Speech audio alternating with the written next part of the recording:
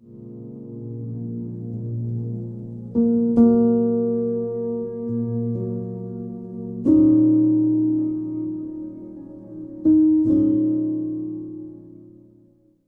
suis seulement ce qu'on appelle sa prêtresse. Titre de héros de la série, ça ne te suffit pas? Je n'ai plus besoin de toi à présent. Pas très glorieux, en effet. Ah, quel minable. Dire que c'était le plus fort. Ouais, je t'avais dit qu'on servait à rien.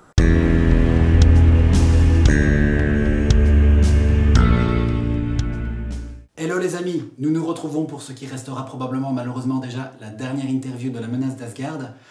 Comme vous le voyez de nouveau, on est chez moi, car de nouveau je vais interroger deux personnes que je connais dans la vie de tous les jours, qui sont donc venues me rendre visite. Tout d'abord, nous allons accueillir, et vous allez voir ce sont deux personnages qui vont de pair dans l'histoire. Il y a Hilda. Hello. Hilda, que certains d'entre vous connaissaient déjà, Miss V. Miss V. Ohayou gozaimasu. Bienvenue. Voilà donc Hilda en personne. Et, petite surprise sur la chaîne, vous l'aurez peut-être compris, Saori, la vraie Saori Kido, me fait l'honneur d'être donc dans cette interview. Bienvenue à toi Saori. Donc Caroline, voilà, je ne vais pas dire ton nom de famille pour des raisons de discrétion. Je dis juste qu'elles sont toutes les deux de la région liégeoise, province de Liège. Voilà, comme je situe toujours un petit peu les comédiens. Alors bon, au vu de cette intro, vous aurez compris que je ne vais pas leur demander ce que je demande habituellement. Comment connaissez-vous la chaîne du pauvre fou? Mais je vais me permettre de poser une question bonus, puisque vous voyez que nous avons droit à un super cosplay de Saori, très complet. Donc, question, Caro, qui s'adresse à toi pour commencer, et qui touche au cosplay. Comment t'est venue la passion du cosplay, et liée à Senseiya, pourquoi Saori, en gros, voilà. Eh bien, je connaissais les Chevaliers du Zodiaque depuis toute petite, mais je n'avais jamais vraiment approfondi la question. Et donc, au détour d'une Japan Expo, on a acheté le coffret contenant les Blu-ray, si je ne dis pas de bêtises. Et donc, en commençant le Sanctuaire et en voyant donc à nouveau Athéna apparaître à l'écran, ça a été le coup de cœur. Donc, c'était obligé. Et donc, c'était un costume que je voulais faire parce qu'il y avait la robe blanche qui est plutôt facile, et donc les pièces, les bijoux en mousse ou en Worbla, et voilà, on a pu y arriver. Super, voilà, je me suis dit que ce serait bien d'un petit peu contextualiser, puisque c'est unique sur la chaîne et ça le restera peut-être. C'est la première fois que je rencontre une cosplayeuse, même si on s'est rencontrés d'abord humainement, je vais dire. C'est par la suite que tu m'expliquais que tu faisais ça, donc je me suis dit que ce serait intéressant de poser un peu le contexte. Et donc pour revenir à la routine habituelle, là c'est une question que je vous pose à toutes les deux. Avez-vous déjà par le passé, avant la menace d'Asgard, et en ce qui te concerne, avant donc qu'on se connaisse et que parce que bon, Miss V a fait d'autres voix dans les précédents arcs, enfin en tout cas dans Sensei and Friends, après le Nil, pour rappel. Vous êtes les Gold, les chouchous des fans, les stars de la chaîne. Avez-vous déjà fait de la comédie, ou même carrément du doublage? L'une ou l'autre, ça vous vous mettez d'accord sur qui commence, qui parle en premier? On va dire Miss V, voilà, comme tu as déjà... Moi j'avais déjà fait du théâtre. Il y a bien 15 ans d'ici, quand j'étais à l'école supérieure, et j'en avais fait à l'université, donc voilà. C'était assez chouette, j'avais fait un remplacement, enfin j'étais venue en dernière minute faire un petit rôle, et puis je fais une pièce avec un peu des troupes à l'école où j'étais en tourisme à Liège, au Rivageois, et c'était chouette. C'est déjà une bonne porte d'entrée, on va dire, ça te donne une aisance oratoire. Même si ici, vous n'aviez pas le public sous les yeux, vous saviez que c'était adressé quand même à une certaine audience. Donc, Et toi, Caro? Personnellement, vraiment dans le doublage, non, pas d'expérience. Un peu de théâtre pour le fun avec l'école, mais rien de vraiment sérieux. Et puis après, une culture pop un peu diversifiée. Donc après, prendre le marquage de certaines voix et imiter les voix pour le fun aussi, mais sinon, non, rien du tout. D'accord. C'est bon à savoir. Donc, en gros, vous voyez, j'ai dû faire avec des gens qui n'ont pas l'habitude forcément de faire ça, qui ne sont pas des professionnels. Tous vous ont répondu à peu près la même chose. C'est ça qui est d'autant plus appréciable, que vous vous soyez lancé dans l'aventure. Et par rapport à ce que tu es en train de dire, je vais rebondir sur la question suivante qui était: est-ce que vous avez rencontré certaines difficultés bien spécifiques par rapport à cet exercice qui était donc nouveau pour l'une comme pour l'autre? Si oui, quelles difficultés? Et en parallèle à ça, est-ce que vous vous êtes inspiré du jeu de la comédienne qui vous a précédé dans la série d'origine. Voilà. Pour ma part, non, pas du tout, puisqu'évidemment, c'est pas la même voix du tout que je faisais pour Hilda. Marine, c'était vraiment ma voix à moi, mais c'était pas du tout... Enfin, je me suis pas basée sur le jeu d'Hilda. C'était plutôt au feeling, et ça, si ça n'allait pas, ben, on rejouait s'il fallait d'une autre façon, on réessayait, et puis voilà, simplement. C'est et vrai. puis parfois, il me guidait lui dans l'idée qu'il avait, donc j'essayais de m'adapter à plus ou moins ce qu'il voyait lui, et puis voilà. C'est vrai qu'ici, les scénarios, il y a un petit peu de didascalie, mais ça reste sommaire. Et oui, elles ont pu, puisqu'on se connaît, vous vous en doutez, on a enregistré ensemble. Ce qui fait que je peux peut-être encore aller plus loin dans certaines directives que ce que je ne le fais à distance. Et c'est vrai, j'ai oublié de le préciser, Miss V a joué Marine aussi, mais c'est vrai que son grand rôle, c'était surtout Hilda, personnage qui a plus de poids dans l'histoire aussi, et haut en couleur. J'ai parlé à Aldébaran avant de quitter la Grèce. Tu peux expliquer un peu pour la voix de Hilda? Oui, en fait, c'est une voix que je fais très très souvent ici, un peu de ma personnalité version démon, entre guillemets. Parce que je suis pas quelqu'un de méchant de base, mais j'aime bien l'idée d'être un peu méchante, un peu comme ça.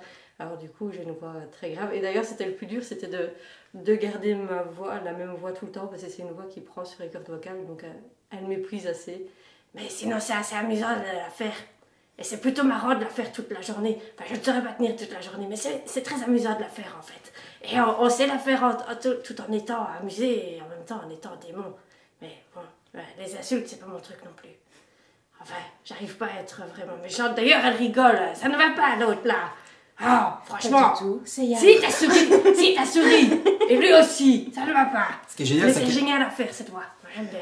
elle anticipe totalement la routine. On a un petit peu préparé, bon, je vais pas vous mentir, mais dans les grandes lignes. Je savais pas qu'elle allait faire ça. Merci pour cette super impro. Ah, t'as rien, avec plaisir. Même si je suis un démon, je le fais avec plaisir. Voilà, donc ça part d'un délire. Je vais pas... Bon, oui, Miss V m'accompagne dans la vie. Une partie d'entre vous, vous le savez, donc autant le dire alors. Donc forcément, dans l'intimité, voilà, on a des petits jeux aussi, c'est vrai, des jeux d'imitation, etc. On crée des petits personnages. C'est ça que j'ai dit, on va pas tout dire non plus, hein. Bon, on va pas ouvrir la boîte de Pandore pour rester dans CNCR, dans la thématique, au niveau des expressions. Mais voilà, je me suis dit, tiens, ce serait bien que tu ressortes ce petit personnage-là, le petit démon. Et voilà, elle vous a dit le reste. Je rebondis sur la question que j'avais posée, cette fois à Saori, Caro, voilà, c'est comme on veut. Donc, t'es-tu inspiré du personnage joué par Virginie Ledieu? Je pars du principe que c'est la VF, je me doute bien que si même quelqu'un l'a fait spontanément, il ne sera pas forcément allé voir la VO, puisqu'on parle en français. Je t'en prie, Seyard, je ne sais absolument rien en ce qui concerne ta petite sœur. Comment ça? Donc voilà, en vue d'appréhender ton rôle, est-ce que tu as fait ça ou pas? Et si oui, jusque dans quelle mesure? Enfin, Bah oui, complètement, parce qu'à la base, je pensais pouvoir travailler un peu justement la voix de Saori pour me rapprocher de celle de Virginie Ledieu. Parce qu'il faut savoir que je n'aime pas ma voix parler, donc voilà, j'aime bien de la déguiser ou de la moduler pour que ce soit plus agréable à écouter. Et puis finalement, quand on a enregistré les prises, donc par rapport à la direction que tu voulais que ça prenne et l'intonation ainsi que le sarcasme un peu du personnage, donc la voix un peu trop douce et posée de Virginie Ledieu donc ne marchait pas. Donc il a fait le choix, il a encouragé plutôt la démarche où c'était ma voix à moi, mais bon voilà, dans une mesure plus pondérée, plus voilà, travaillée. c'est vrai que j'aime bien d'une manière générale, sauf s'il y a une proposition très précise. Hilda, c'est vrai que je ne l'ai pas dit tout à l'heure, mais j'aimais bien l'idée de contraster avec la grâce du personnage. Vous ne deviez pas vous attendre à ce qu'elle parle comme ça.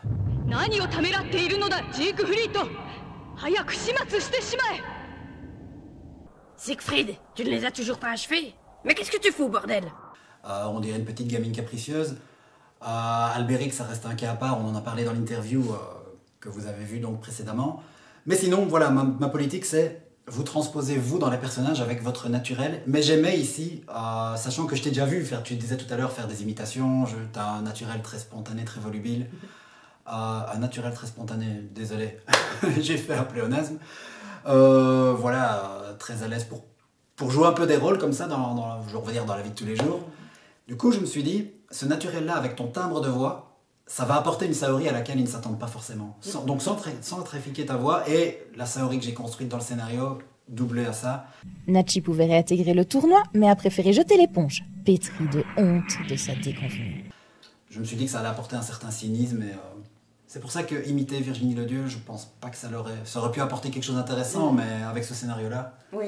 je ne le voyais pas. Ça m'a étonné aussi, oui. Ouais, je ne l'aurais pas senti comme ça. Une fois l'épisode monté, une fois les images diffusées, c'est vrai que ça m'a étonné aussi, mais finalement, oui, ça... C'est vrai, ça collait avec tout. En tout cas, je regrette pas le choix. Moi non plus. Comme pour toi d'ailleurs, même si j'étais conscient qu'on prenait un gros risque, mais voilà. Et avez-vous eu la question suivante qui rebondit sur, pour l'une comme pour l'autre, rencontrer des difficultés particulières par rapport à l'exercice du doublage, je vais dire ça comme ça. En fait, non, pas spécialement. Si, ce qui était le plus dur, c'était d'arriver à garder tout le temps la même voix. Ouais, comme tu l'as dit tantôt, c'est vrai. Et d'avoir la bonne intonation, la bonne émotion qui était demandée. C'était surtout ça la difficulté. Mais sinon, non, je me suis bien amusée à le faire, en fait. Pareil pour moi, c'était plus garder l'intonation, garder la ligne de conduite. Sans vouloir toujours aller vers Virginie Ledieu ou le petit côté April O'Neil aussi, parce que comme tu l'as dit, fort présentatrice de journal télévisé au premier abord quand je disais le texte, et donc se détacher mais garder la ligne du texte aussi, parce que sinon on part dans des impros et puis ça dure des heures et ça ne ressemble plus à rien. Donc, en fait, comme je te l'ai dit le jour où on enregistrait, mais en fait pour que vous le sachiez, il y a forcément des prises qui ont été jetées, j'ai pas tout gardé. Au début, quand elle engueule les Chevaliers de Bronze dans l'épisode 1, ça vous pouvez pas le savoir, mais je trouvais qu'elle avait un ton trop journalistique, trop parfait. D'ailleurs, c'était impressionnant le débit, parce que Saori fait de très longues phrases à l'entame de son discours, un peu ex cathedra. Enfin, je sais pas, genre sans reprendre ta respiration, c'était 3-4 lignes de texte que tu fusais. Et ça, oui, ça, après le Nil, donc le côté journaliste qui débite les infos. Pour rappel, lorsque Iki a débarqué sur le ring, le combat entre Shun et Jabu n'était pas terminé. Or, Shun, blessé par son frère, a quitté la surface de combat, ce qui l'a automatiquement éliminé. Iki, quant à lui, est bien sûr disqualifié. Pour rappel, lorsque Iki a débarqué sur le ring, le combat entre Shun et Jabu n'était pas terminé. Or, Shun, blessé par son frère, a quitté la surface de combat, ce qui l'a automatiquement éliminé.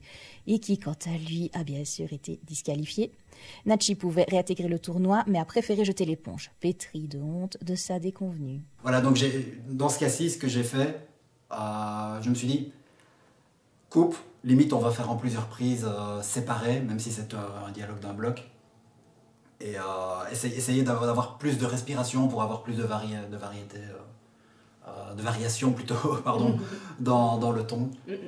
Et ça c'est pas venu tout seul tout de suite, mais voilà, c'est l'avantage qu'on a pu aussi avoir de le faire ensemble. Je dis pas, même ceux qui l'ont fait à distance, je leur donnais des directives, parfois je faisais recommencer, mais l'approche humaine me donne plus d'aisance pour aller plus loin en profondeur quand même. Je vais pas, voilà. Ici, je ne suis pas professionnel, c'est vrai que c'est un truc que j'ai jamais dit, même si vous le savez, je pense. Ils ne le sont pas non plus, maintenant vous l'aurez compris. Donc je ne voulais pas exiger d'eux non plus, j'avais pas envie de les user. Ici, dans la mesure où les intonations et les émotions étaient respectées et que c'était audible pour vous, hein, parce que parfois c'est tout con, mais il est déjà arrivé une fois ou deux qu'on ne comprenne pas ce que certains comédiens m'ont envoyé. Je disais, bah, écoute, ouais, c'est bien, tu joues bien, mais on ne comprend pas ce que tu dis. Enfin, moi je ne le comprends pas, donc je me dis, oh. Et alors il fallait recommencer, parler. Il y en a, ils avaient la difficulté de parler trop près du micro. Du coup ça fait des peu ou ça fait l'effet venteux comme ça. Il y a une question que j'ai toujours posée et là je vais laisser tomber, c'est quel personnage auriez-vous choisi si vous avez eu le choix? Il n'y a que 4 personnages féminins dans la menace d'Asgard et en plus je pense que concernant Caro le choix est trop évident. Ah bon? Donc... et en plus elle en joue 2, elle joue la moitié des personnages, mathématiquement elle les joue, donc on va directement passer aux questions, les arcs. Il y en a eu 5, donc il y a eu la bataille des 12 maisons, l'Uchronie, utopique c'est vrai, sur Saga, le What If, les Black Saints, Galaxian Wars et puis Asgard. Avez-vous un arc préféré parmi les 5 qui ont été produits sur la chaîne? Moi j'avais bien aimé Et si Saga gagnait. J'aime bien les méchants de manière générale en fait Donc du coup, L'Uchronie. j'aime bien quand les méchants peuvent gagner. Ils gagnent jamais, et pour une fois, ils gagnaient. Donc c'était cool. Enfin, il gagnait, oui. Bah oui, il a Jusqu'à gagné. un certain... Oui, mais d'un côté, il a un peu gagné. Il n'est pas mort La juste après. Voilà, il n'est pas mort. Et donc, en l'occurrence, t'as perdu. Voilà. Le postulat de départ. Et toi, Caro? Ah bah les 12 maisons du Zodiac, hein, évidemment. Évidemment, ça reste la saison chouchou sur toutes les autres. En tout cas, ouais, dans l'animé, Europe comme Japon, oui, ça reste fan comme non fan d'ailleurs. C'est vrai que quand on parle à des gens de Senseiya qui sont pas fans de Senseiya, bah oui, là, oui, le truc avec les Chevaliers d'Or, ça c'était cool. Il y en a même qui croient que ça s'est arrêté là. Oui. Probablement que sur TF1, il y a eu une pause. Bah, oui, il y a un épisode d'Asgard qui a été produit dans la foulée, mais peut-être que sur le Club Dorothée, il est possible qu'ils avaient fait une pause, je crois, avant de passer la suite. Et du coup, il y en a qui se sont dit, bah, c'est fini, quoi. Et avez-vous, plus compliqué comme question, parce qu'il y en a 36, avez-vous un épisode qui vous a plus marqué qu'un autre? Caro, pour commencer, et plus pour inverser les autres. En étant obsédée d'Athéna, toutes ses apparitions, tout l'éclatement de ses pouvoirs. Puis aussi les épisodes où on la voit un peu en mode off, hein, taquiner les chevaliers, venir les voir sur le côté. Et puis sinon, le gros coup de cœur, c'est l'épisode où on voit Yoga qui raconte son histoire avec sa mère et qu'on la voit sous l'eau. Ah oui, je recontextualise, c'est très intéressant ce que tu nous dis. Là, tu nous as donné tes épisodes préférés de la série carrément d'origine. Ah oui, non, sur la chaîne, les épisodes LPF. Ah, pardon. Oui, voilà, ce que je me dis, mais j'ai pas adapté ça. J'avais pas les moyens de faire la mère de Yoga. Non, j'aime tous les épisodes, je les ai revus récemment et ils se complètent tous très très bien. C'est ça aussi qui fait que j'ai pas vraiment d'épisode préféré parce que l'un ne va pas sans l'autre, j'ai envie de dire. D'accord, merci pour le compliment au passage. C'est vrai qu'on m'avait demandé, t'as pas fait la mère de Yoga quand... Mais c'est vrai, on m'a vraiment posé la question quand j'ai fait la Maison du Verseau, forcément. Mais bon, là, pour les moyens de diorama, j'aurais pu encore faire un custom féminin, mais bon, c'était un peu compliqué quoi, avec l'eau et tout. C'est compliqué de trouver, oui, pour ça. Clairement. Te concernant, est-ce qu'il y en a un qui est ressorti du lot? Moi, j'aurais envie de dire oui, la Maison du Verseau, parce que c'est le Chevalier d'Or que je préfère. Même le Chevalier, peut-être tout court, avec Iki. Mais sinon, non, un peu tous. Ils ont tous apporté quelque chose et tous se suivent vraiment bien l'un dans l'autre. Donc voilà, non, il n'y a pas de préféré. Et... Ah si, un que j'ai bien aimé, c'est celui où... Mais je ne sais pas si c'est dans la suite. Si, c'est dans les Galaxies Noires où on les voit faire leur concert à la fin. Je trouve ça amusant de voir toutes les figurines. Tout au début, l'entame du premier... de faire tout un concert. Puis c'était marrant le petit aparté avec mes figurines à moi où on les voit à un moment dans la foule. Merci Miss V. Les Sailor Moon qu'on voit dans le public, ce sont ces figurines. Et de masque aussi au cas où il était dedans. Oui, il est apparu dans Sensei and Friends, il apparaît lui. Et ça, je trouvais ça amusant. Ouais. Ok, merci pour vos réponses. Et puisqu'on parle des épisodes, le dernier, comme La Menace d'Asgard est le seul arc où j'ai pris de vraies libertés... J'ai pris de vraies libertés dans la réécriture du scénario, puisque les autres c'était plutôt des remakes. Je me dis toujours que vous avez pu imaginer une fin différente de celle qu'on a vue dans la série d'origine. Et si c'est le cas, qu'est-ce que vous vous êtes imaginé qu'il aurait pu se passer pour conclure l'histoire? Miss V. Alors, connaissant le petit personnage du pauvre fou et sachant ce que c'est ce petit bonhomme, excuse-moi, que tu as conçu. Ah oui. Je n'ai fait que le design, l'expression, oui. Mais elle a fait la figurine. Que j'ai recopié sur le pauvre fou qui est là, en fait, le petit bonhomme malade. Oui, mais c'est lui dont je parle en fait. Oui. Mais c'est les deux. Malade aussi. Ouais. Mais voilà, c'est dommage qu'il meure, mais c'est pas grave. Mais ça aurait été bien que ça finisse sans qu'il ne va mourir. C'est sympa en fait pour lui de qu'il s'en sorte. Ouais, voilà. Ah oui, j'aurais trouvé ça trop idyllique. Oui. Puis ça, pour moi, pour que le message fonctionne, donc le message que défendaient les Asgardiens depuis le début, c'est qu'il faut qu'ils disparaissent, sinon les figurines n'auront jamais leur liberté, leur indépendance. Oui. C'était ça le principe. Donc il fallait ce sacrifice. J'ai pas fait ça juste pour dire, allez voilà, c'est pas une happy end. Non, il y avait une raison évidemment. Mais oui, désolé si tu as été déçu de son départ. Hein, mais... Même si je le trouve beau, il est sur ma table de nuit, ce petit bonhomme. Mais bon, voilà. Et toi, Caro, avais-tu... Non, je rejoins totalement Miss V sur la réponse, c'est pareil. Ah oui, tu pensais qu'il allait... Ben, que c'est les bronzes qui allaient obtenir gain de cause au final. Parce que si on les avait écoutés eux, Oui, oui, oui. ouais, le pauvre fou était maintenu, mais le monde s'effondrait, clairement. Ouais. Voilà, c'était ça l'idée du message. Mais c'est vrai que oui, je peux comprendre votre réflexe de vous être dit, pardon.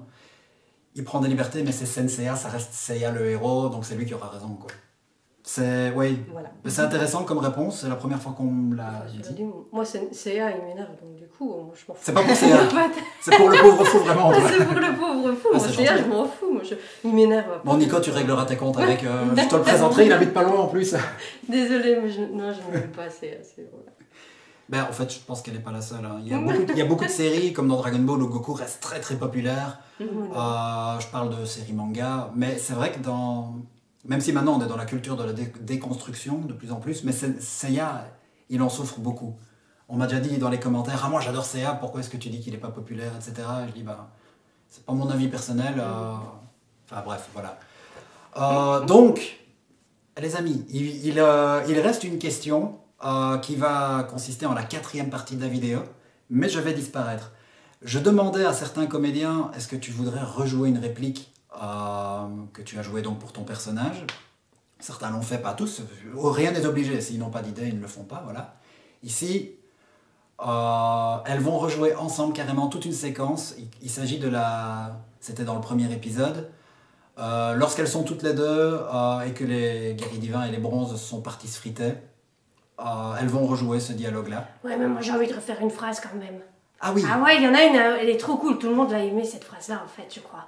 C'est celle où je compare, où je m'énerve sur Siegfried. Attendez, je vais regarder. Tu es plus hors jeu qu'un numéro 9 lancé sur une contre-attaque.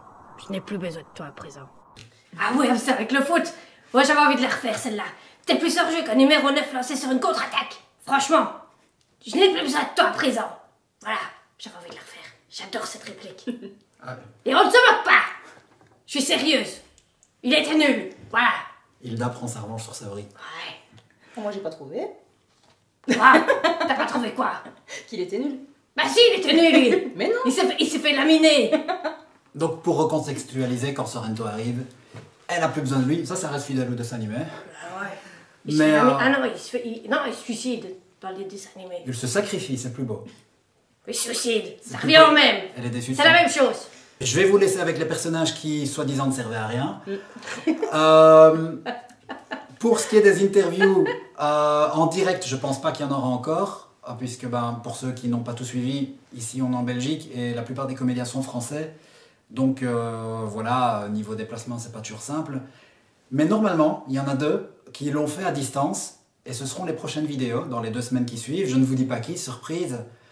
Je vous laisse donc en compagnie de Saori et d'Hilda pour rejouer donc cette petite séquence de l'épisode, du premier épisode de la menace d'Asgard, le LPF 32. Ah, Marine, on en a rien à foutre. Ouais. Ouais. Voilà. Ah, tu peux rejouer une réplique de Marine.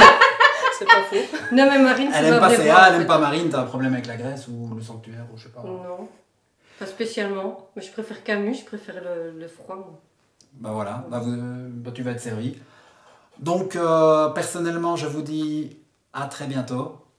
Et je vous remercie, face caméra, d'ailleurs, Caro, d'avoir non seulement joué Saori, comme tu l'as fait, d'être venue aujourd'hui, en plus d'avoir accepté de faire le cosplay, c'est moi qui lui ai demandé.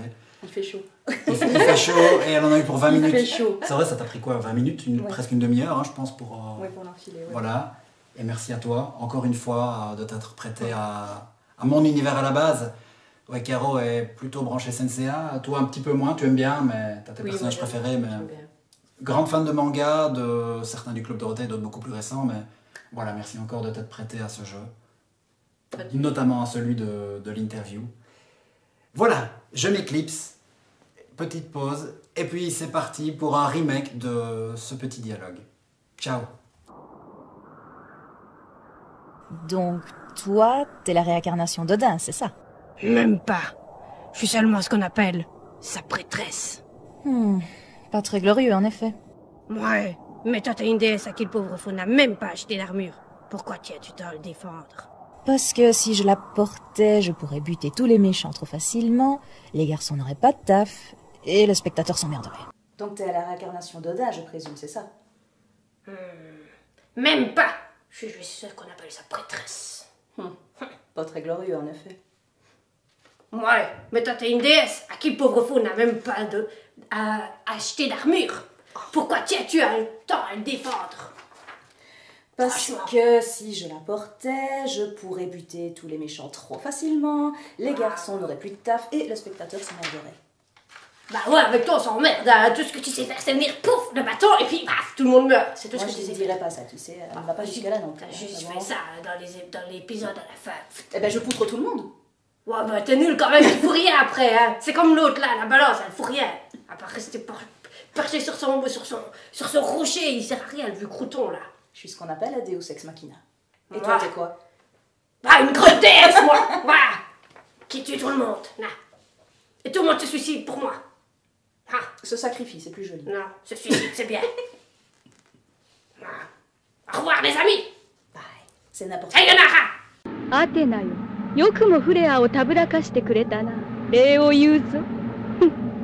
ヒルだよ。オーディンの神より与えられた聖なる務めを放棄した今、あなたに残された道はただ一つ。破滅あるのみ。